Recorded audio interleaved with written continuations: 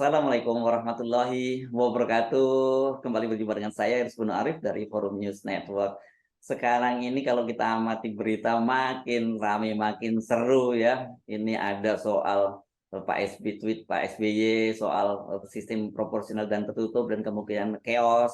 Kemudian juga ada kelihatannya ada tanda-tanda Gibran ini bakal jadi calon wapres karena bukan hanya PSI yang mulai menggugat ke judicial review, ada 2 kepala daerah dari Partai Gerindra. Nah, ini penting, itu juga sedang menggugat ke judicial review untuk menurunkan batas usia presiden dari 40 ke 35 tahun.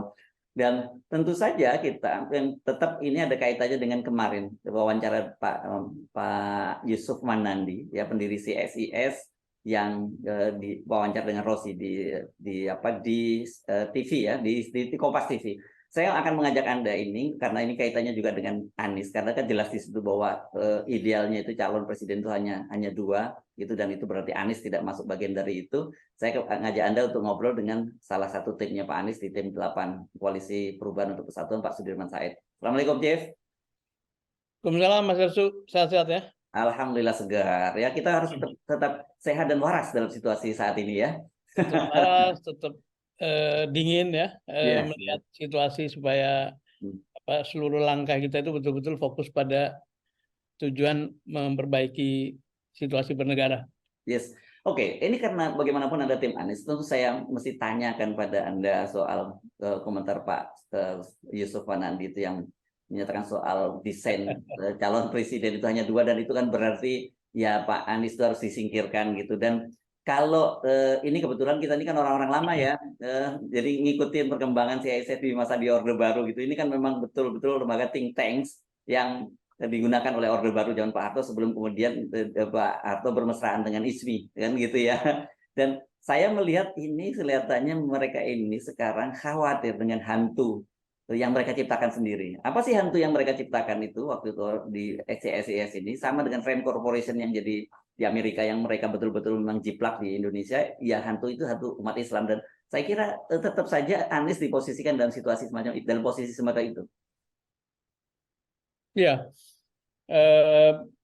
saya ingin sedikit komentar soal pernyataan Pak Yusuf Wanandi. Saya tonton berulang-ulang ya, dan Ya. sempat komunikasi juga dengan Rossi. Ini Bapak senior ini sedang analisis atau sedang menjelaskan apa yang sedang dikerjakan gitu. Ya. Nah, ya pertanyaannya begitu ya. Jadi pertama saya prihatin betul karena itu keluar dari seorang intelektual yang lembaganya itu sejak awal memang meroklamirkan diri sebagai lembaga pemikir ya. Pemikir itu artinya basisnya adalah pengetahuan, basisnya etika, basisnya adalah moral, bagaimana negara ini mesti diurus. Dan CSIS adalah kelompok dari teman-teman, dari sahabat-sahabat para senior yang boleh dibilang masuk dalam kelompok paling atas masyarakat yang menikmati privilege duluan setelah merdeka gitu. Itu satu. Karena itu seharusnya berpihak pada masa depan bangsa, bukan pada kekuasaan jangka pendek. Satu itu. Yang kedua begini, sebagai lembaga think tank yang cukup lama berdiri sejak Orde Baru saya kira, begitupun sebagai senior yang mengalami naik turunnya kekuasaan, harusnya bapak-bapak itu belajar naik turunnya kekuasaan karena apa gitu. Setiap kali kekuasaan itu digunakan untuk melayani rakyat, maka dia akan makin kuat gitu. Karena ada kelindahan antara service dengan otoritas gitu. Begitu otoritas digunakan untuk melayani masyarakat, membangun negara, bangun ekonomi, itu tenang-tenang saja gitu. Itu terjadi pada waktu Orde Baru dan CSIS di belakangnya sangat panjang gitu. Ya. Jadi kira-kira 20-25 tahun pertama itu kan Pak Harto perform sangat baik ya. Tapi begitu kekuasaan digunakan untuk melayani diri sendiri, melayani kelompoknya, melayani keluarga, kemudian mulai membuang etika, membuang kepatutan, disitulah declining power terjadi gitu. Ya. Nah, naik turunnya itu kan CSIS mengalami itu. Kenapa? Saya ingat yang paling penting, Pak SBY dikritik sebagai tidak punya nyali karena dia tidak menyiapkan kadernya begitu ya, tidak menyelamatkan apa yang dibangunnya. Sikap demokratis, sikap proper disebut tidak punya nyali. Sementara Pak Jokowi yang melakukan segala cara nih sudah semakin membabi buta, disebut dia melakukan apa yang seharusnya dilakukan, dan itu wajar saja. Pak JK yang sebetulnya mengingatkan sahabatnya bernama Pak Jokowi dikritik sebagai salah besar itu gitu. Jadi ini sesuatu yang menurut saya sangat serius, Mas Hersu, dan ini harus dibicarakan di publik karena tadi harapan saya adalah para kaum terdidik itu, terdidik pandai yang sudah mengalami keutamaan atau mengalami perlakuan baik dari negara duluan, harusnya menjadi pengayom dan menjadi pembuka jalan bagi regenerasi kepemimpinan gitu. Ini yang menurut saya kembali harus dikritisi dan harus disebarluaskan pesan ini kepada masyarakat. Begitu mungkin, Mas. Ini menarik ya, karena tadi pertanyaan Anda menyatakan ini beliau itu sedang menganalisis atau semacam dari memberi clue apa yang sedang beliau kerjakan, kan gitu ya. Nggak salah sih. Guyon saja dengan Rosi saya. Tapi saya kira nggak salah, karena bagaimanapun di lembaga ini kan punya peran sangat besar ya di masa Orde Baru. Bahkan boleh dibilang diakui sendiri kok kalau kita buka buku kembali memoarnya dari Pak Yusuf Wanandi itu, Menyibak Tabir Orde Baru, itu mereka mengakui bahwa mereka punya peran besar dalam mendesain itu, termasuk bagaimana menyiapkan Golkar itu sebagai partai penguasa dan sebagainya gitu. Jadi mereka ini memang terbiasa mengatur negara gitu. Dan kemudian saya melihat dalam beberapa waktu terakhir mereka mulai tanda-tanda ini kelihatan, dan ya, mereka nyaman saya kira dengan pemerintahan Jokowi, dan mereka sekarang melihat tanda-tanda wah, kalau kekuasaan beralih bisa berbahaya. Itu saya melihatnya seperti itu. Dan tetap saja saya menyatakan bahwa mereka ini memang ketakutan dengan hantu yang mereka ciptakan sendiri, yakni umat Islam gitu. Itu kan, dan dalam hal ini Anies Baswedan saya kira personifikasinya gitu. Saya teringat obrolan dengan almarhum Cak Nur ya, tahun-tahun 90-an itu.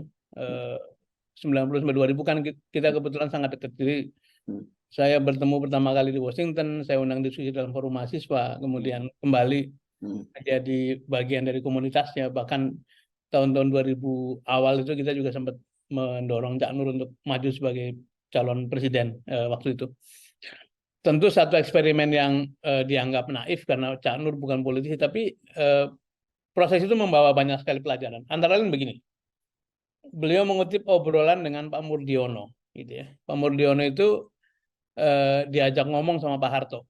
Ini kalau hadis tuh perawinya banyak lah, tapi perawinya orang-orang yang kredibel, insya Allah. Insya Allah. Jadi Pak Harto bilang begini, kok begini ya, anak-anak yang kita sekolahkan, yang kita kirim gitu, kok menjadi kritis pada negara gitu, pada pemerintah segala macam. Itu kan tahun-tahun itu kira-kira generasi pertama yang dikirim ke luar negeri, yang ikut AFS, yang angkatan 66 atau angkatan berikutnya yang pergi sekolah itu sudah mulai masuk dan mewarnai diskursus demokrasi ya.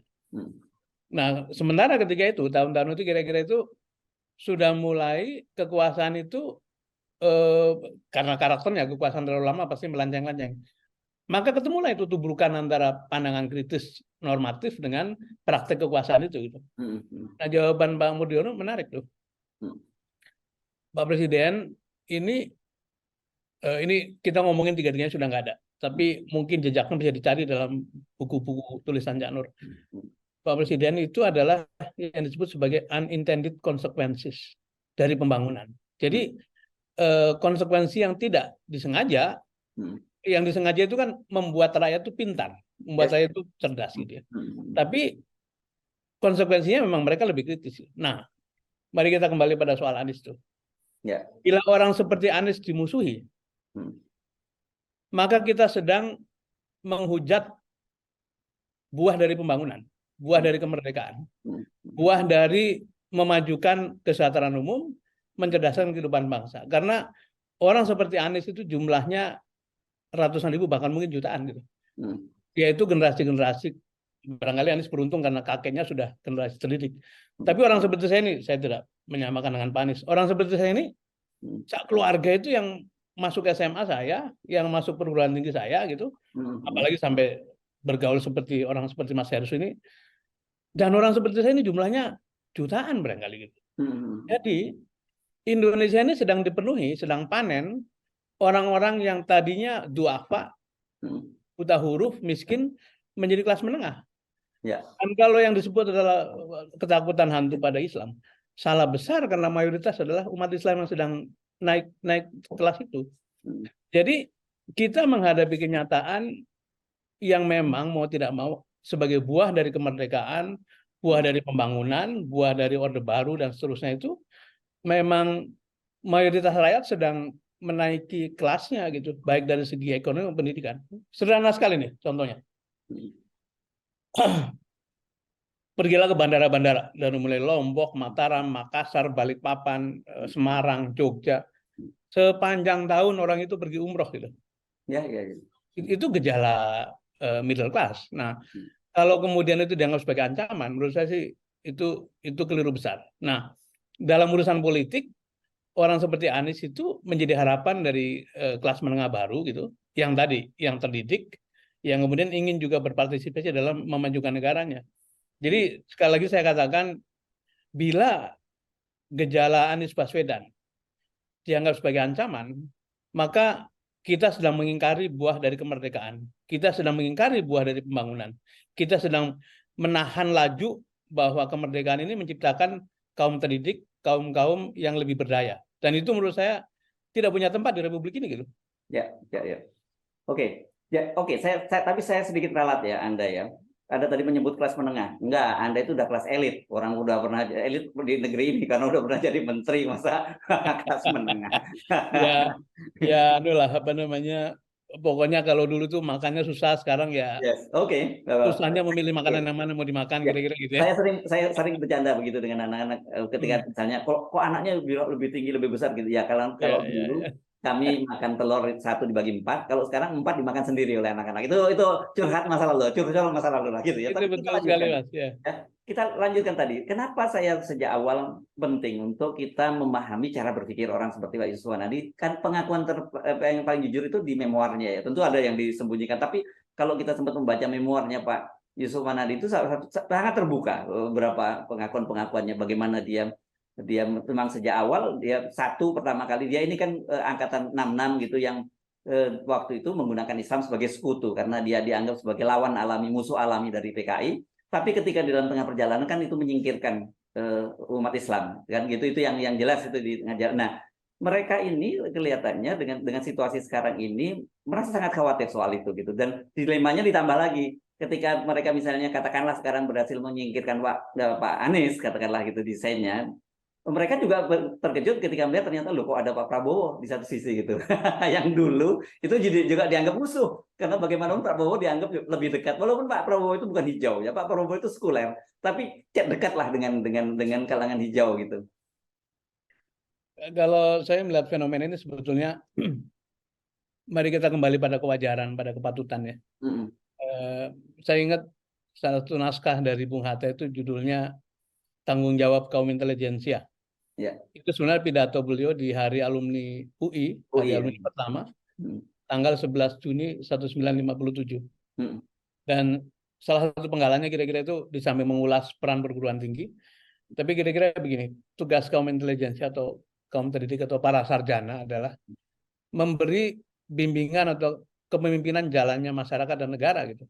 Apakah dia berada di dalam pemerintahan, di luar maupun dimanapun saja, di mana saja, maka seluruh tindakan, ucapannya, pikirannya itu diabdikan bagi memajukan kehidupan bangsa dan negara. Itu pesan Bung Hatta. Karena itu sudah menjadi satu kewajiban bagi kita yang terdidik lebih tinggi daripada kebanyakan rakyat, harus meletakkan norma tertinggi gitu. Dan saya sering mengistilahkan begini Mas Herzo, kalau piramida organisasi itu, orang-orang paling bawah itu dalam piramida itu bekerja dengan panduan SOP yang rigid ya, arahan-arahan yang seperti cookbook, seperti buku resep. Dan dia memang diawasi dengan ketat, karena itu berbuat kesalahan kan saya kecil sekali. Makin ke tengah dengan regulasi, dengan polisi-polisi, tapi makin tinggi kekuasaannya, keleluasannya, yang memandu harusnya etika gitu. Jadi bukan bisa tidak bisa atau hukum legal tidak legal, tapi ini patut atau tidak gitu. Nah, pikiran-pikiran seperti Pak Yusuf Wanadi itu menurut saya sangat disayangkan, jauh dari kepatutan publik, dari kepatutan seorang intelektual. Ya, Dan ya. menurut saya ini mesti dikritik keras. Apalagi sekali lagi saya katakan, pertama Pak Yusuf Nandi adalah orang yang sangat senior, tahu betul Hmm. naik turunnya kekuasaan karena apa. Hmm. Yang kedua, CIC adalah lembaga yang betul-betul kredibel gitu, yang Ya. seharusnya menempatkan diri sebagai pemandu jalannya negara, bukan kemudian menurut saya itu disinformasi dan apa namanya pola berpikir yang sesat menurut saya. Ya, oke. Mari kita uji dengan apa ya? Kalau tadi kan ada mau coba bercanda katanya, apakah ini yang sedang mereka pikirkan dan dikerjakan atau sedang membaca situasinya? Tapi kenapa kok jadi kelihatannya nyambung dengan situasi yang terbaru saat ini? Satu, kemarin ada sahabat kita Mas Denny Indrayana yang sudah memberikan sinyalemen bahwa ini sistem proporsional terbuka akan digunakan diganti dengan proporsional tertutup, dan ini tidak bisa kita lepaskan dengan apa yang terjadi di Mahkamah Konstitusi karena sebelumnya memperpanjang masa jabatan dari pimpinan KPK gitu. Dan kalau ngomongin KPK ini kan urusannya salah satunya selain pasti tugas utamanya satu tetap menghadang Anies Baswedan gitu. Yang kedua itu menjagai partai para pasien rawat jalan, para ketua umum partai yang jadi pasien rawat jalan di KPK gitu. Tetap mereka masih tentunya punya file yang lama. Itu saya kira kok nyambung. Kemudian pernyataan dari Pak SBY, saya melihat banyak orang yang menyatakan begini, Pak SBY lebay aja, soal profesional terbuka tertutup itu nggak sampai bikin chaos, bikin apa. Tapi kita nggak boleh lihat itu kan, lihat secara menyeluruh apa yang terjadi di MK itu bagian yang sama dengan apa yang terjadi di KPK gitu sesungguhnya. Ya, suatu ketika barangkali ureanya Prof. Denny Indrayana itu dianggap mendramatisir suasana ya. Tapi setelah dilihat dari waktu ke waktu, satu persatu yang disebutkan itu terbukti gitu ya. Bahkan ini statementnya Pak Yusuf Nandi itu kan tanpa disangka-sangka menjadi semacam orang di belakang panggung yang muncul gitu ya. Yang sebetulnya kan lembaga think tank itu barangkali membuat studi, kemudian merembeskannya lewat para pelaku. Tapi sekarang beliau muncul untuk mengatakan ini yang seharusnya terjadi gitu. Dan tadi diucapkan oleh Pak SBY, diucapkan oleh Bung Denny Indrayana, Prof. Denny Indrayana, diucapkan oleh para pengamat, dialami oleh Demokrat, dialami oleh PKS, dialami oleh Nasdem sekarang gitu ya. Ini sesuatu yang memang sedang terjadi. Jadi ya kita dalam mood untuk terus berjuang, berikhtiar supaya hal-hal yang buruk ini tidak makin buruk, karena biasanya orang kalau sudah sampai pada titik yang sangat confident itu suka gampang berbuat salah, dan salah itu karena ada di puncak kekuasaan dampaknya bagi seluruh negara. Itu menurut saya harus diingatkan terus-menerus dengan satu etikat baik bahwa ya ini tentu saja pikiran harus dibalas dengan pikiran. Tapi kembali saya ingin mengajak kaum terdidik, kaum terpelajar, kaum intelijensia dalam istilah Bung Hatta itu, kembalilah pada kewajaran, kembalilah pada kepatutan, karena hanya mereka yang bisa menjalankan itu, menyuarakan itu gitu. Ya, ya. Kalau orang terdidik itu kan, apalagi sampai doktor itu kan ada belajar filsafat ilmu tuh Mas. Ya, ya. Filsafat ilmu untuk kebaikan. Nah kalau kemudian para kaum terpelajar itu sudah melupakan tujuan dari ilmu sendiri, menurut saya itu keadaan yang lumayan serius gitu. Ya, saya kok kalau saya mencurigai apa yang disampaikan oleh Pak Yusuf Andani itu tertrigger gitu dari pernyataan Pak Yusuf Kala. Ya bagaimanapun ya, kalau kita lihat sekuennya itu kan kelihatannya kok nyambung gitu, dan padahal kalau kita orang selalu bahkan banyak mengecam Pak Yusuf Kala ini rasialis gitu ya dan memprovokasi gitu ya.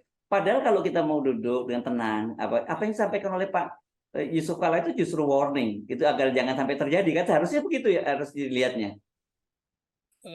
Kalau dalam apa komunikasi atau diskursus intelektual ada yang namanya the hard truth kan, kebenaran tapi nggak enak diterima maupun dikatakan. Nah, dengan gaya seorang Bugis yang terus terang itu, berkali-kali beliau menyampaikan itu soal hubungan minoritas mayoritas, soal hubungan ekonomi, siapa menguasai ekonomi terbesar, soal hubungan umat antar umat beragama. Itu menurut saya kita bersyukur punya orang seperti itu, karena ini semacam menjadi kartu pengaman kayak pentil itu loh, yang lebih baik dibuka tapi kemudian dibicarakan dengan dingin daripada dipendam tapi kemudian tiba-tiba jadi ledakan. Jadi Katarsis lah, kayak ketel yang kita betul, bilang. betul Ya. kayak katarsis. Nah, Hmm. eh, memang bagi orang yang terlalu sensitif gitu, Hmm. ini kembali saya mengutip ucapannya Cak Nur, wisdomnya Cak Nur. Hmm. Air laut itu sebetulnya kan menyegarkan, Hmm. tapi bagi yang kakinya luka, Hmm. itu nyemplung itu perih gitu. Oh, oke. Jadi sebetulnya kalau statement seperti Pak JK disikapi dengan dingin, dengan kepentingan bagaimana menata ke depan, itu sangat membantu. Oh, kita punya masalah ketidakadilan. Oh, kita punya masalah ketimpangan yang luar biasa. Hmm. Yang sebetulnya para katakanlah penguasa ekonomi yang jumlahnya sedikit itu juga tidak nyaman dengan suasana yang terus-menerus begini. Jadi Betul. kepengen ada diskusi, kepengen ada satu solusi yang sifatnya permanen. Hmm. Nah, hanya kalau leadership-nya itu berpikir besar, Mas, bisa ketemu solusi-solusi itu. Karena pasti seluruh orang yang berpikir besar, orang yang punya pengetahuan baik itu akan membawa seluruh kemampuannya, Hmm. kemampuan teknis, kemampuan konsep, kemampuan mobilisasi pikiran, kemampuan menggerakkan itu untuk menyelesaikan masalah-masalah yang akut ini. Jadi eh, gunakanlah kemampuan berpikir itu untuk kepentingan keseluruhan, bukan untuk kepentingan dirinya sendiri. Itu yang barangkali juga perlu dipesankan pada siapapun yang punya pengaruh lah, tidak. Ya, kan begini nih, ini saya kira kita masuk ke hard truth juga ya, soal realitas politik dan masa depan politiknya Pak Anies yang Anda sekarang sedang bantu Ya, ya. untuk meraih posisi. Kan sebenarnya semua sinyal, semua statement-statement, semua langkah-langkah politik dan kemudian juga yang diafirmasi atau dikonfirmasi saya kira dengan Pak Yusuf Manandi tadi itu kan menunjukkan bahwa semua pintu, semua celah itu coba ditutup kan untuk Ya. Pak Anies Baswedan. Saya penasaran saja. Apa sih reaksinya Pak Anies semacam ini? Dan kemudian bagaimana penyikapan tim terhadap soal semacam ini? Pak Anies ini personalitinya tenang ya. Dan saya kembali kenal dari tahun 2005, judgement politiknya itu hampir selalu benar. Kapan melangkah, kapan tidak melangkah. Kapan bersikap, kapan tidak bersikap, kapan merespon, kapan tidak merespon. Dan dia menyadari bahwa ini adalah perjuangan yang tidak mudah. Gitu. Karena itu yang dilakukan adalah di samping memperoleh dukungan publik secara kasat mata lah, massa dan sebagainya, organisasi partai, juga beliau menyelam untuk mendapatkan dukungan spiritual, ketemu dengan rakyat, ketemu dengan tokoh, ketemu dengan para ulama, para tokoh agama dan sebagainya, untuk memberikan penguatan dan menyadari betul bahwa langkahnya tidak mudah. Tapi Pak Anies mengatakan, ya kalau mudah bukan berjuang lah. Jadi berjuang pasti sulit. Jadi beliau dalam posisi yang sangat full energi untuk menghadapi ini semua, tentu dengan ketenangan yang khas dimiliki oleh seorang Anies Baswedan. Bagaimana dengan tim? Tim juga sejak awal menyadari, walaupun sempat juga kaget-kaget, tidak menyangka sejauh ini, tidak menyangka bahwa orkestrasi itu makin hari makin nampak, tidak menyangka bahwa perlakuan-perlakuan atau respon dari pesan-pesan bersahabat kepada katakanlah pihak yang berkompetisi itu direspon dengan tindakan-tindakan yang sifatnya operasif dan represif. Jadi ini semua konsekuensi dari perjuangan dan memang ya barangkali sebagai aktivis kita merasakan lah, namanya lagi berjuang pasti ada tekanan-tekanan. Tapi insya Allah kita tetap optimis, tetap menjaga spirit, menjaga moral dan penuh dengan langkah-langkah yang penuh perhitungan lah. Tapi kita menyadari ini tidak mudah.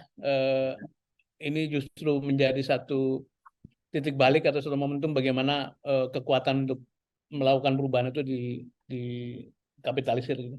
Ya, saya diingatkan oleh seorang teman dan menurut saya ketika saya pikir-pikir jadi benar juga. Kenapa? Pak Anies ini adalah seorang lucky man gitu ya, atau kalau dalam bahasa Jawa bejo gitu. Dan katanya orang bejo itu lebih biasanya lebih untung dari orang-orang yang beruntung saja ya gitu. Kan apa dasarnya ada bejo? Misalnya kita dia begitu. Waktu dulu di reshuffle oleh Pak Jokowi begitu ya. Kan begitu tiba-tiba siapa sangka kemudian tiba-tiba jadi gubernur dan Gubernur DKI Jakarta. Dan Gubernur DKI Jakarta itu kalau saya menyimak pernyataan dari Gays Khalifa, sahabatnya Pak Anies kan menyatakan bahwa dia gara-gara digigit nyamuk tuh jadi gubernur, karena dia mestinya pergi ke Amerika, tiba-tiba dia kena gigit nyamuk kalau nggak salah demam berdarah, dan dia harus nama, dan kalau dia pergi ke Amerika mungkin dia tidak akan jadi gubernur gitu. Jadi nyamuk nih perantaranya kan gitu. Terus kemudian dalam situasi ini bagaimana buliannya luar biasa juga di Jakarta. Dan siapa sih pernah membayangkan katanya, ini seorang teman ini yang saya mesti akan konfirmasi ke Pak Sudirman Said. Siapa pernah membayangkan ada Nasdem, meskipun punya hubungan di historis di masa lalu sebagai pendiri Ormas Nasdem, yang itu adalah salah satu partner koalisi terkuat dari Pak Jokowi, tiba-tiba mencalonkan Anies Baswedan. Ini nggak masuk akal gitu. Dan Pak Surya Paloh ditekan luar biasa dan tetap bertahan. Jadi kata dia, ini nggak perlu khawatir Mas Hefu. Ini teman mengingatkan gitu. Pak Anies ini kelihatannya langkahnya memang langkah seperti Anda tadi. Ini langkahnya pernah perhitungan, tapi orang melihatnya bukan perhitungan, ini dia disertai juga bejo gitu. Saya nggak mau ngomong pulung, saya nggak mau ngomong apa gitu kira-kira. Ada pengamatan dari beberapa teman lah. Kan dia dari mulai jadi ketua OSIS, jadi ketua Senat, kemudian jadi rektor dan sebelum masuk ke politik. Itu kan tidak sepenuhnya merupakan usaha dia gitu. Jadi lingkungan yang menyiapkan, kemudian sampailah pada titik itu. Dan itu sesuatu yang baik bagi seorang pemimpin. Jadi pemimpin itu bukan mencari pekerjaan kan, bukan nyiapin CV, ngelamar Kalau di kemana. Islam malah Bukan. katanya nggak boleh kalau orang minta jabatan Nah, jangan dikasih malah gitu. malah katanya janganlah memberikan amanah kepada orang yang memintanya, katanya gitu Mintanya kan. ya betul. Ya. Jadi proses menjadi profil tertentu pada titik tertentu itu memang betul-betul disiapkan oleh lingkungan, oleh sahabat, oleh organisasi dan segala macam. Nah, masuk politik ini juga kita Termasuk guyon. ya waktu rektor Paramadina juga gitu ya kalau nggak salah. Atau gimana ceritanya? Lah kan saya ini dipaksa tanda kutip ya oleh Cak Nur almarhum untuk menjadi rektor. Saya bilang, Cak Nur, mohon maaf, saya ini bukan dokter, bukan profesor. Cak Nur namanya besar sekali, jadi saya tidak mungkin. Nah, Cak Nur mengatakan ini di Rumah Sakit Pondok Indah nih dirawat. Enggak, rektor itu administrasi, manajemen lah. Kamu ngerti manajemen gitu. Ya, tapi kan kebiasaan di Indonesia tidak begitu kan. Jadi saya mengatakan, Cak Nur, kalau boleh saya bersedia menjadi pejabat sementara. Tugasnya dua. Satu, beres-beres administrasi yang ketinggalan itu. Yang kedua, nyari rektor definitif gitu. Maka ketemulah, mula-mula ketemu Soebul Iman, tapi Soebul Iman tuh ada tugas di partai, akhirnya beliau tidak meneruskan, dan jadilah Pak Anies sebagai yang kita temukan sebagai rektor definitif. Dan tentu saja yang bekerja, beliau waktu itu lagi punya urusan di lembaga studi Indonesia Institute kalau nggak salah. Jadi bukan Anies yang berusaha atau Oke, ini nambah lagi dong ya, nambah lagi daftarnya ini ya. betul, betul. Ya. Begitupun tadi gubernur kan. Ya. Nah, yang menarik begini Mas Elvin, ini yang saya sebut sebagai daya hidupnya Anies karena alam semesta. Dia itu sebetulnya dipukul secara politik kan ketika reshuffle. Ini reshuffle itu kan tindakan politik lah. Bukan tindakan karena merit atau karena kinerja dan sebagainya. Jadi di surveinya dia salah satu yang menteri dengan kinerja terbaik kok ya waktu itu ya. Ya. Betul, betul. Jadi dipukul sejak itu, harapan dari yang memukul siapapun itu kan habis itu dia ambles kan. Dan memang betul kata Mas Heru tadi bahwa rencana dia setahu saya mau balik ke Amerika untuk postdoktor dan mengajar lah gitu ya. Tapi jadi gubernur tidak mudah, tapi jadi. Dan sepanjang 5 tahun itu tidak pernah berhenti dibully, dihajar habis-habisan gitu. Yang terjadi bukannya hilang, tapi malah makin muncul kan. Kemudian pilkadanya ditiadakan 2022 supaya mungkin dia terputus panggungnya. Bukannya dia hilang malah muncul lagi terus-menerus. Dan persis tadi, tiba-tiba sebelum selesai gubernur, kita juga terus-menerus berpikir ini partai mana yang akan duluan mencalonkan. Tertutup lah ya pintunya Nasdem. sebenarnya kalau kita lihat komposisi di DPR tuh ya, sudah PT 20% tuh nggak mungkin tertembus lah gitu ya kelihatannya ya. Apalagi dengan mitos mahar segala macam, kita punya apa gitu, Anies punya apa. Jadi benar-benar karena kuasa alam semesta, kuasa Tuhan lah ya, kuasa Allah Subhanahu Wa Taala, satu persatu tahapan dilalui. Nah, ini yang saya sebut sebagai lingkungan ini memberi daya hidup, daya tahan bagi Anies untuk terus muncul. Artinya apa? Artinya Anies itu produk dari kebutuhan lingkungan, dari keadaan gitu. Nah, sekarang tantangan kita adalah memadukan antara langkah-langkah manajerial, langkah-langkah ikhtiar itu dengan momentum ini gitu. Kan katanya tidak bisa dikatakan beruntung saja karena keberuntungan itu gabungan dari dua hal. Nomor satu momentum, yang kedua kesiapan gitu. Nah, tugas kita itu bersiap. Momentum akan datang atau didorong untuk diciptakan, tapi kalau kita tidak siap juga nggak akan jadi apa-apa. Nah, dalam hal ini langkah-langkah Mas Anies Baswedan itu barangkali refleksi dari dua. Satu hal, dia memang bersiap mengambil tantangan itu pada setiap tahapan yang dilalui tadi. Yang kedua, memang momentumnya menghendaki. Dan insya Allah 2024 ini sering saya katakan, ya secara konstitusi maupun secara tuntutan keadaan memang Pak Jokowi akan selesai. Karena itu setiap warga negara, setiap anak bangsa wajib atau boleh bersiap untuk meneruskan kepemimpinannya. Jadi kembali pada judul awal tadi, apabila orang seperti Anies dihalangi dengan segala cara, makanya menghalangi itu sebenarnya sedang mengingkari buah kemerdekaan gitu, buah pembangunan, dan itu artinya melawan usahanya sendiri. Siapapun yang melawan usahanya sendiri tidak akan direstui oleh alam semesta, Mas. Oke. Ini jadi apa ya, rasional, tapi sebenarnya ngeri-ngeri sedap ini karena tapi ada rasionalisasi ya kan, dalam kejahatan pun katanya ada niat dan kesempatan. Kalau ini ada momentum dan ada memang kesiapan gitu. Oke, tapi mari kita buktikan apakah memang seperti itu Anies itu nanti pada pemilu 2024 nanti ya. Kalau itu terbukti, saya udah nyerah ini. Masih kalau anak sekarang bilang apa, ampun Bang Jago, saya udah nggak ikut-ikut lagi nih. sedikit cerita sebelum menutup. Saya kan dikritik sejak dulu, sejak maju pilgub, sejak maju pileg dan juga gagal ya. Anda ini ngapain? Kira-kira gitu lah. Teman-teman, sahabat-sahabat para senior berpolitik dengan cara begitu ya susah lah gitu. Tapi saya punya pikiran gini, Mas. Kembali dalam tanggung jawab sebagai orang yang berpendidikan. Ya kalau untuk membereskan negara ini butuh 10 langkah gitu ya. Mungkin kita tidak bisa menyelesaikan semuanya, tapi kalau kita nyumbang 1-2 langkah saja, itu artinya usaha berikutnya kan langkah ketiga gitu. Itu saja yang kita pikirin. Jadi tentu sebagai perjuangan politik, aim kita adalah memenangkan kompetisi, pertarungan, tapi dan kemudian memerintah. Disitulah kekuasaan bisa gitu gunakan untuk beberes. Tapi apabila memang belum waktunya menang, ya kita tidak berhenti untuk terus menyuarakan pikiran perbaikan. Tapi kembali tadi bahwa ada putaran yang memang menghendaki perubahan itu alamiah di mana-mana, termasuk di Indonesia gitu. Seperti itu. Oke, tapi kembali ke tadi topik kita ya soal pernyataan Pak Yusuf Wanandi tadi, yang saya kira penting kita garis bawah itu adalah soal tadi ya etika politik, etika kekuasaan gitu. Saya kira itu penting untuk kita highlight lagi karena bagaimanapun juga itu tadi, bagaimana ada orang yang menjalankan kekuasaan dengan benar, dengan demokratis dan sebagainya dianggap sebagai nggak punya nyali, pengecut lah gitu katanya. Sementara orang yang melanggar berbagai aturan, menyiapkan segala macam cara untuk berkuasa, dianggap itu adalah merupakan orang yang lebih bernyali, tahu apa yang menjadi tujuan, apa yang tahu terbaik jadi bangsa. Dan saya khawatir kalau ini kemudian juga jadi dipikirkan, pemikiran itu terdiseminasi kepada anak-anak muda, kan ini menjadi contoh yang tidak baik, itu bahaya sekali masa depan kita. Itulah kenapa saya sebut tanggung jawab kaum terdidik adalah memberikan bimbingan atau kepemimpinan jalannya masyarakat. Karena setiap ucapan kaum terdidik itu akan menjadi role model, akan menjadi rujukan bagi generasi berikutnya.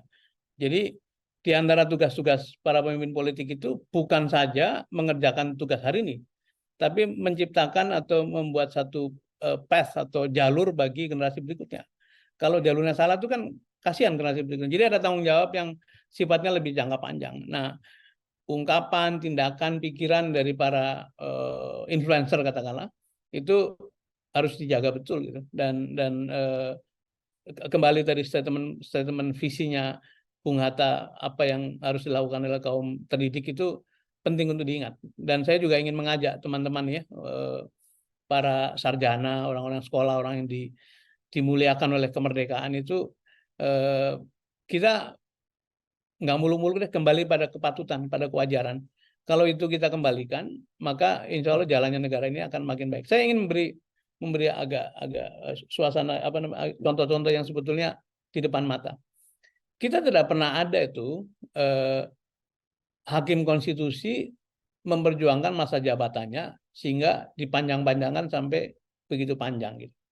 Di dalam area itu, dalam wilayah itu kebetulan ketua Mahkamah Konstitusi menikah dengan adiknya presiden gitu ya.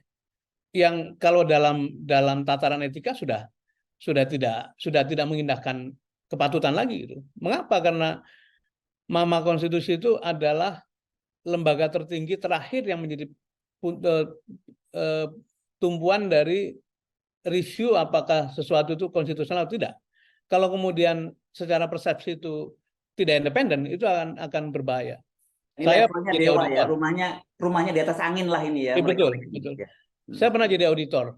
Dalam ilmu auditor itu ada dua aspek independen. Jadi nomor satu, seorang auditor harus independen, dan dua aspek. Satu, independen in appearance, dalam penampilan, dan independen in fact. Dua-duanya harus independen gitu. Nah, dalam urusan Mahkamah Konstitusi sudah jelas bahwa in appearance itu tidak independen, dan itu secara paralelisasi akan rusak nggak karuan. Itu diikuti dengan tindakan-tindakan yang makin hari makin menunjukkan tuh bener kan, akibat situasi ini kemudian sampailah hal-hal yang sekarang kita alami. Jadi terlalu banyak hal yang sudah melampaui batas-batas kepatutan, dan ini harus jadi wake up call bagi kaum terdidik. Tidak mungkin negara dibiarkan seperti ini terus-menerus itu. Nah, tapi ini sebenarnya kita mau ngakhiri obrolan, tapi itu penting saya tanyakan ini ya, buat orang juga untuk ini kan Anda itu hidup dalam dunia yang idealita gitu, dan realitasnya seperti ini. Dan kemudian bagaimanapun juga Anies Baswedan itu maju juga didukung oleh partai-partai politik yang juga punya kepentingan yang sama, punya interest semacam itu. Ya. Bagaimana mempertemukan kedua kepentingan yang sebenarnya bertolak belakang antara dunia yang ideal dengan dunia yang realitas tadi? Ya, itu kan real challenge, tantangan nyatanya di situ ya. Dan tetap harus ada dua-duanya, Mas. Tidak mungkin hanya mengandalkan pragmatisme semata-mata, karena itu transaksi dagang saja gitu. Tapi juga tidak mungkin semata-mata, apalagi dalam suasana begini, dengan hanya menjalankan norma. Itu pasti akan bertemu. Dan ini barangkali tantangan bagi Pak Anies, bagaimana mempertemukan tindakan-tindakan pragmatis dengan menjaga idealisme gitu. Nah, mungkin bagi saya kuncinya adalah kalau ini dijadikan satu kolektif movement, pembagian kerja, ya, kemudian meramu unsur-unsur yang tadi yang Anda sebut sebagai tidak mungkinlah tanpa urusan-urusan sifatnya pragmatis, kita jalankan sewajarnya gitu. Tapi bukan menjadi satu-satunya cara gitu. Nah, sebaliknya kalau kita tidak mengisi dengan pikiran-pikiran idealis juga, perjuangan ini apa artinya gitu. Kan Anies tidak sedang mencari pekerjaan. Saya juga tidak sedang mencari urusan-urusan yang nggak perlu, tapi betul-betul kita masuk ke dalam kancah ini karena terpanggil untuk memperbaiki keadaan. Dan itulah mission yang mesti dijaga dengan tadi ya, dengan kepiawaian, dengan maka saya sebut tadi kita perlu orang berpendidikan yang tidak saja secara pengetahuan cukup baik tapi juga secara etika terjaga. Nah, etika itu akan membangun koridor sampai di mana dia akan pergi gitu. Sepanjang koridornya masih terjaga, maka insya Allah itu akan bisa baik bagi perjalanan ke depan. Oke, baik. Terima kasih Pak Sudirman Said, anggota tim 8 dari Koalisi Perubahan dan Persatuan. Terima kasih. Ya, Assalamualaikum warahmatullahi wabarakatuh. warahmatullahi wabarakatuh.